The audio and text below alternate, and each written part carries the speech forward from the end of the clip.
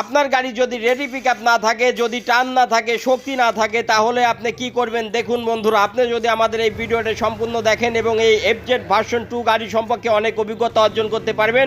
আমরা কিন্তু ইতিমধ্যে ক্লাস বক্সটা খুলেছি এবং ক্লাস প্লেটটা আমরা কিন্তু খুলে দেখার চেষ্টা করছি যে ক্লাস প্লেটে কি হয়েছে। ক্লাস প্লেট যদি আপনার নষ্ট হয় তাহলে কিন্তু গাড়ি টার্ন উঠবে না, গাড়ি ভার হয়ে থাকবে, রেডি পিকআপ থাকবে না। সেই জন্য আমরা আপনাদের এই ক্লাস প্লেট দেখাচ্ছি। ক্লাস প্লেট একদম পুড়ে ছালবাকল খাইয়ে গেছে এবং এই ক্লাস অ্যাসেম্বলিটা ভালো আছে, যার জন্য আমরা ক্লাস অ্যাসেম্বলিটা রেখে দেবো এবং এই পাশে ক্লাস প্লেটটা আমরা খুলছি। ক্লাস প্লেটে কিন্তু চারটে প্লেটের 4 রকম ফিটনেস থাকে। দুটো প্লেট একরকম আর দুটো আর এক রকম, দুটো ছোট গ্যাপ এবং দুটো বড় গ্যাপ।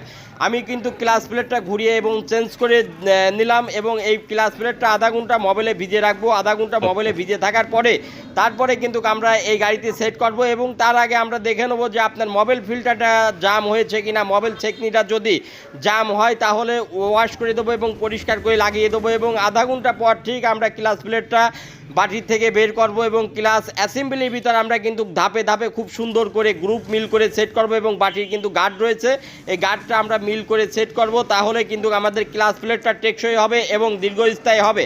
অনেক ক্ষেত্রে অনেক মিস্ত্রি কিন্তু টাইমিং গ্রুপটা মিল না করেই সেট করে দেয়, যার জন্য ক্লাস প্লেট টেকসই হয় না এবং ক্লাসের 4টে নাটই সমান সমতল ভাবে টাইট করতে হবে এবং পরিশেষে আমরা কভারটা লাগিয়ে দেবো। প্রিয় বন্ধুরা, ভিডিওটি ভালো লাগলে অবশ্যই লাইক কমেন্ট শেয়ার করে আমার পাশে থাকবেন এবং মোটরসাইকেল বিষয়ে টিপস পেতে এবং আপনার গুরুত্বপূর্ণ মতামত অবশ্যই আমার কমেন্ট বক্সে জানিয়ে যাবেন।